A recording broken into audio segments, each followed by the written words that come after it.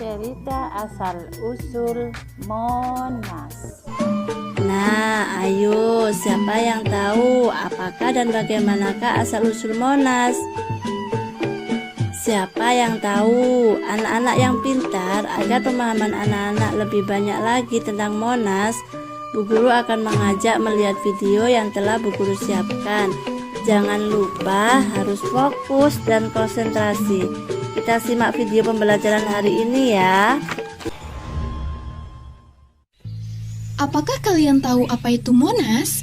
Monumen Nasional atau biasa disingkat dengan Monas merupakan sebuah monumen yang dibangun oleh Presiden Soekarno untuk mengenang jasa pahlawan yang telah gugur. Monas mempunyai tinggi 132 meter dan berada di Lapangan Merdeka Jakarta Pusat.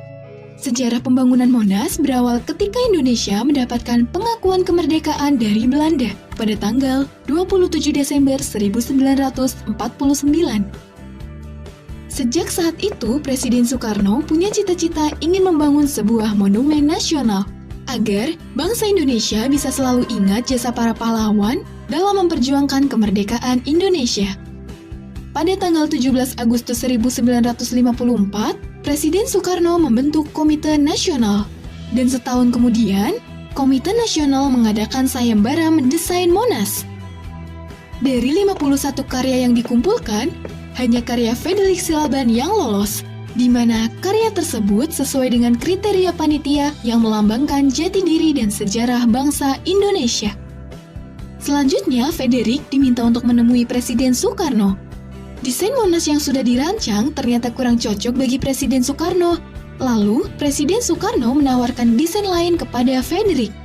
Apakah kamu bisa merubah desain Monas agar lebih mirip dengan penduduk Lingga dan Yoni? Bisa, Pak. Akhirnya, Frederick Silaban merubah desain Monas yang sebelumnya agar terlihat seperti Lingga dan Yoni. Penggunaan konsep Lingga dan Yoni ini dipakai karena keduanya sudah melambangkan kesuburan yang melekat di dalam masyarakat Indonesia sejak dahulu kala. Kemudian, Frederick Silaban menyusun kembali rancangan Monas sesuai dengan permintaan Presiden Soekarno. Akhirnya, setelah menunggu lebih dari 1 tahun, pada tanggal 17 Agustus 1961, Monas resmi dibangun di atas lahan seluas 80 hektar dengan diarsiteki oleh Frederick Silaban dan Raden Mas Sudarsono. Setelah memakan waktu selama beberapa tahun, akhirnya pembangunan Monas sudah selesai, dan pada tanggal 12 Juli 1975, Monas resmi dibuka untuk umum.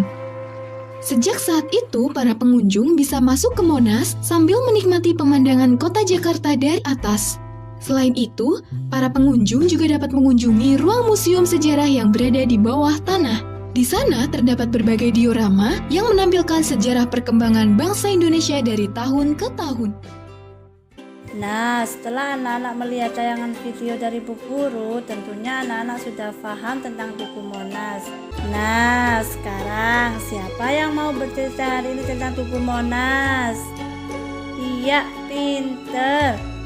Alhamdulillah, bermain kita sudah selesai. Jangan lupa dokumentasikan ya foto atau video kalian. Minta tolong mama ya. Ditunggu sama Bu Guru ya. Jangan lupa untuk membersihkan alat mainnya setelah bermain. Selamat mencoba di rumah. Sampai bertemu lagi di tema selanjutnya. Dah. Assalamualaikum warahmatullahi wabarakatuh.